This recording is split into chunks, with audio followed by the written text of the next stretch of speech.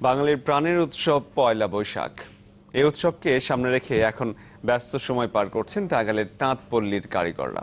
ক্রেতা সমাগমে খুশি এখন বিক্রেতারা। তারা বলছেন অন্যান্য বছরের মতো এবারও ভালো বেচাকেনার আশা তাদের। টাঙ্গাইলের তাঁতপল্লী এখন খটখট শব্দে মুখর। বাঙালির বড় উৎসব বৈশাখ সামনে রেখে ব্যস্ত সময় পার করছেন কারিগররা। টাঙ্গাইলের শাড়িতে প্রতিনিয়ত নতুনত্ব থাকায় নারীদের প্রথম পছন্দ এই শাড়ি। বৈশাখী মেলার লাল সাদা সহ বিভিন্ন রং ও ডিজাইনের শাড়ির দিকে ঝুঁকছেন তারা।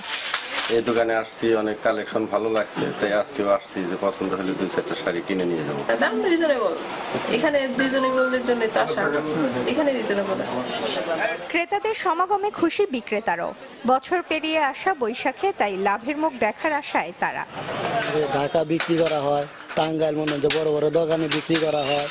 এই কাজের জন্য মনে করেন যে আমাদের মহাজনে এই সময় বেতন ভালো দেয়, যে আমরা ডিউটি দেই 12টা ঘন্টা ডিউটি দেই, আর মজুরিও ঠিক মতোই দেয়। মজুরি অন্যান্য বছরের মতো এবারও ভালো বেচা কেনার আশা করছেন তাঁত মালিকরা। Desk report, channel 24।